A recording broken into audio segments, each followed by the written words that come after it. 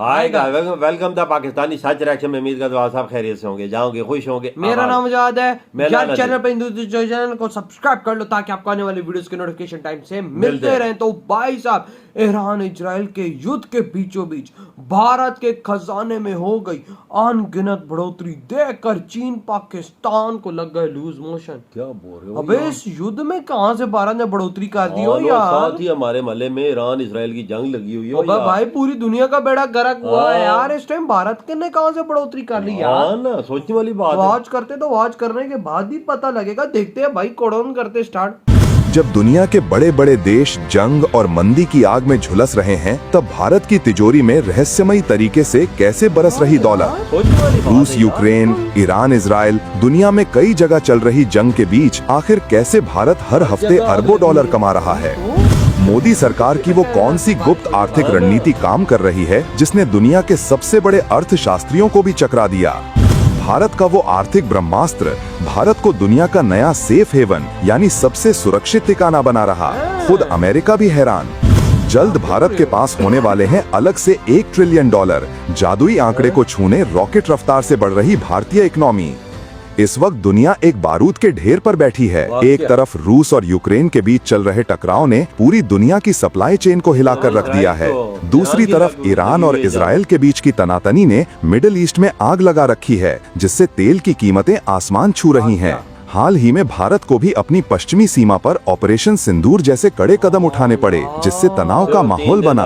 America से लेकर Europe तक हर बड़ी अर्थव्यवस्था मंदी की आहट से सहमी हुई है। दुनिया भर के शेयर बाजारों में हाहाकार मचा है। निवेशकों के अरबों खरबों डॉलर डूब रहे हैं। हर देश अपनी तिजोरी को बचाने में लगा है। हर देश अपने खर्चों में कटौती कर रहा है, क्योंकि किसी को नहीं पता कि आने वाला कल कैसा होगा। हर तरफ एक अनिश्चितता का माहौल है, एक डर का साया है। लेकिन इस पूरी उथल पुथल के बीच, इस पूरे वैश्विक मातम के बीच एक देश है जिसकी किस्मत का सितारा बुलंदी पर है। एक देश है जिसके खजाने रहस्यमयी तरीके से भर के ही जा रहे हैं। जब दुनिया अपनी दौलत गवा रही है, तब इस देश पर कहीं से दौलत की बारिश हो रही है। हर हफ्ते बिना किसी शोर शराबे के अरबों डॉलर इसके खजाने में आकर जमा हो रहे हैं। ऐसा लगता है जैसे इस देश को कोई जादुई चिराग मिल गया है। दुनिया हैरान है, परेशान है कि आखिर ये हो क्या रहा है। ये देश है हमारा भारत। जी हाँ, हमारा हिंदुस्तान, जो इस वैश्विक आर्थिक तूफान के बीच एक चट्टान की तरह खड़ा है। और सिर्फ खड़ा ही नहीं, बल्कि और ज्यादा मजबूत होता जा रहा है। भारत का खजाना, जिसे विदेशी मुद्रा भंडार कहते हैं, वो एक नया इतिहास लिखने की दहलीज पर खड़ा है। हम आपको बताएंगे इस धमाकेदार खबर की पूरी कहानी। परत दर परत वो सारे राज खोलेंगे कि ये पैसा कहाँ से आ रहा है, क्यों आ रहा है और कैसे ये भारत को दुनिया का नया सिकंदर बना रहा है। तो बने रहिएगा वीडियो के अंत तक, और इस संबंध में आपके जो भी विचार हों कमेंट में लिखकर जरूर बताइएगा। तो चलिए अब पर्दा उठाते हैं भारत के सबसे बड़े आर्थिक ब्रह्मास्त्र से, उस सुरक्षा कवच से जिसका नाम है विदेशी मुद्रा भंडार या फॉरेक्स रिजर्व।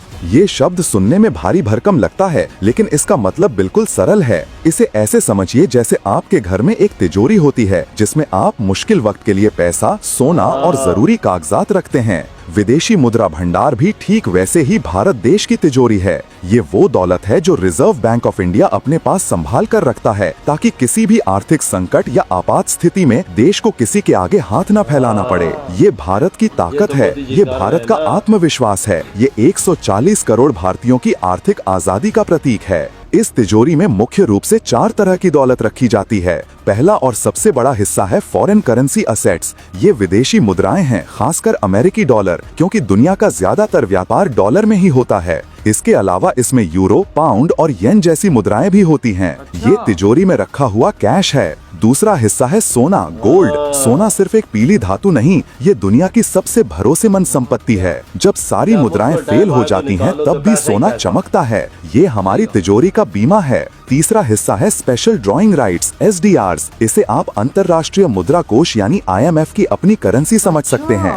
ये एक तरह का कूपन है जिसे किसी भी देश से मदद लेने के लिए इस्तेमाल किया जा सकता है। और चौथा हिस्सा है IMF के पास भारत का रिजर्व। ये वो पैसा है जो भारत ने IMF के पास जमा कर रखा है। ये चारों मिलकर भारत का वो अभेद्य किला बनाते हैं, जिसे तोड़ पाना किसी भी दुश्मन के लिए नामुमकिन है। दौलत के 4 दरिया, कहां से आ रहा है ये पैसा? अब सबसे बड़ा सवाल कि इस तिजोरी में पैसा आ कहां से रहा है। इसके 4 मुख्य रास्ते हैं। 4 ऐसे दरिया हैं जो लगातार भारत के इस आर्थिक महासागर को भर रहे हैं। पहला दरिया है हमारा एक्सपोर्ट यानी निर्यात। मेड इन इंडिया का डंका आज पूरी दुनिया में बज रहा है। भारत की कंपनियां आज सॉफ्टवेयर, दवाइयां, इंजीनियरिंग का सामान, कपड़े और न जाने क्या क्या बनाकर दुनिया भर में बेच रही हैं। जब हम ये सामान बेचते हैं तो बदले में हमें डॉलर मिलते हैं जो सीधा हमारी तिजोरी में आते हैं। दूसरा और सबसे महत्वपूर्ण दरिया है FDI यानी फॉरेन डायरेक्ट इन्वेस्टमेंट। जब एप्पल, सैमसंग या गूगल जैसी विदेशी कंपनियां भारत में आकर अपनी फैक्ट्री लगाती हैं या दफ्तर खोलती हैं तो वो अपने साथ अरबों डॉलर लेकर आती हैं। ये पैसा लंबे समय के लिए आता है और देश में रोजगार पैदा करता है। आज दुनिया की हर बड़ी कंपनी भारत में निवेश करना चाहती है क्योंकि उन्हें यहाँ एक बड़ा बाजार और भविष्य की ग्रोथ दिखती है। तीसरा दरिया है FPI यानी फॉरेन पोर्टफोलियो इन्वेस्टमेंट। जब विदेशी निवेशक भारत के शेयर बाजार में पैसा लगाते हैं तो उसे FPI कहते हैं। ये पैसा आता जाता रहता है, लेकिन जब ये आता है तो ये भारतीय बाजार में एक नया जोश भर देता है और ये दिखाता है कि दुनिया को भारत की कंपनियों पर कितना भरोसा है। और चौथा दरिया ये हमारे गुमनाम हीरो हैं। ये वो करोड़ों भारतीय हैं जो विदेशों में मेहनत मजदूरी करके पैसा कमाते हैं और अपने परिवार को भारत भेजते हैं। इसे रेमिटेंस कहते हैं। ये चारों दरिया मिलकर आज भारत की तिजोरी को लबालब भर रहे हैं। ये भारत की बढ़ती ताकत का जीता जागता सबूत है। एक सफर गिरवी रखे सोने से सोना खरीदने तक। आज हम 700 अरब डॉलर के करीब बैठे हैं, लेकिन ये सफर इतना आसान नहीं था। एक वक्त था 1991 में जब भारत दिवालिया होने की कगार पर था। हमारी यही तिजोरी बिल्कुल खाली हो गई थी। हमारे पास सिर्फ 15 दिन का आयात करने लायक पैसा बचा था। हालत इतनी खराब थी कि देश की इज्जत बचाने के लिए हमें अपना सोना हवाई जहाज में लादकर विदेशों में गिरवी रखना पड़ा था। वो दिन भारत के इतिहास का एक काला दिन था, लेकिन उस राख से उठकर भारत आज एक ऐसी जगह पहुंचा है जिसकी किसी ने कल्पना भी नहीं की थी। 1991 के बाद हुए आर्थिक सुधारों ने देश की किस्मत बदल दी। हमारी तिजोरी धीरे धीरे भरनी शुरू हुई। हमने 100 अरब डॉलर, फिर 300, फिर 500 अरब डॉलर के पड़ाव को पार किया और आज 21 जून 2025 को जब मैं आपसे बात कर रहा हूं, भारत का विदेशी मुद्रा भंडार 700 अरब डॉलर के ऐतिहासिक शिखर के बिल्कुल करीब खड़ा है। हम अपने पुराने ऑल टाइम हाई जो सितंबर 2024 में 704.88 अरब डॉलर था, उसे तोड़ने से बस कुछ ही कदम दूर हैं।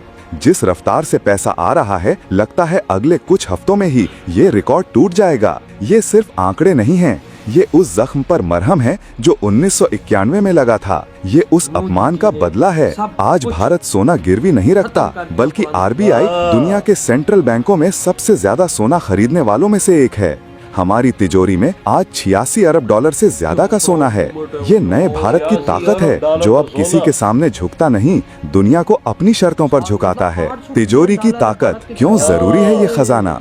ये इतना बड़ा खजाना आखिर काम क्या आता है? ये भारत को 3 सबसे बड़ी शक्तियाँ देता है। पहली शक्ति, रुपये का रक्षा कवच। आपने कई बार सुना होगा कि रुपया डॉलर के मुकाबले कमजोर हो गया। जब ऐसा होता है तो RBI अपनी इसी तिजोरी से कुछ डॉलर निकाल कर बाजार में बेच देता है। इससे डॉलर की सप्लाई बढ़ जाती है और रुपये को संभलने का मौका मिल जाता है। अगर ये तिजोरी ना हो तो रुपया कागज के भाव बिक जाए और देश में महंगाई का तूफान आ जाए। ये खजाना रुपये का सबसे बड़ा बॉडीगार्ड है। दूसरी शक्ति, दुनिया का भरोसा। जब विदेशी निवेशक किसी देश में पैसा लगाने आते हैं तो वो सबसे पहले उसकी तिजोरी देखते हैं। एक भरी हुई तिजोरी इस बात की गारंटी होती है कि उनका पैसा सुरक्षित है। ये दुनिया को एक संदेश देता है कि भारत एक स्थिर और मजबूत अर्थव्यवस्था है, यहाँ पैसा डूबेगा नहीं। इसी भरोसे की वजह से आज भारत में रिकॉर्ड FDI आ रहा है। तीसरी शक्ति, रणनीतिक हथियार। ये खजाना सिर्फ आर्थिक नहीं बल्कि एक रणनीतिक हथियार भी है।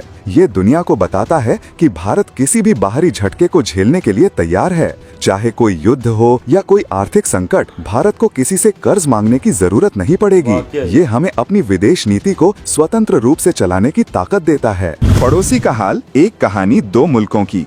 जब हम अपनी इस कामयाबी का जश्न मना रहे हैं तो एक नजर पड़ोसी मुल्क पाकिस्तान पर भी डालनी जरूरी है। जहां भारत का खजाना 700 अरब डॉलर के शिखर को छू रहा है, वहीं पाकिस्तान का कुल विदेशी मुद्रा भंडार लगभग 17 अरब डॉलर के आसपास संघर्ष कर रहा है। ये आंकड़े सिर्फ आंकड़े नहीं हैं, ये 2 देशों की सोच और नीतियों का नतीजा है। एक तरफ भारत ने अपनी अर्थव्यवस्था को दुनिया के लिए खोला, इनोवेशन और मैन्युफैक्चरिंग पर ध्यान दिया, वहीं दूसरी तरफ पाकिस्तान कर्ज और अस्थिरता के जाल में फंसा रहा। बस इन्होंने कर्जा लिया तो और मुल्क का बेड़ा गर्क। और आज देखो भारत ईरान इजराइल का युद्ध चल रहा है, उसके बीचों बीच भारत पे लक्ष्मी की बारिश हो रही है, पैसे की बारिश हो रही है। भारत टापो टाप पैसा कमा रहा है, कभी अपना माल यूरोप बेच रहा है, कभी अमेरिका बेच रहा है, कभी भाई इस्लामिक देशों में बेच रहा है। भाई बना हुआ क्या, भारत को कोई टेंशन ही नहीं है कि युद्ध चल रही है। हालांकि उसने अभी पाकिस्तान से युद्ध लड़ी है। बिल्कुल, और साथ ही हमारे ईरान और इसराइल की भी जंग शुरू है। फर्क पाकिस्तान पे कितना पड़ गया, बड़ा बड़ा बड़ा इंडिया पे फर्क ही नहीं पड़ रहा, उस पे तो डॉलरों की बारिश हो रही है। भाई सारी सप्लाई चेन इस टाइम डैमेज हो चुकी है, लेकिन उसके बावजूद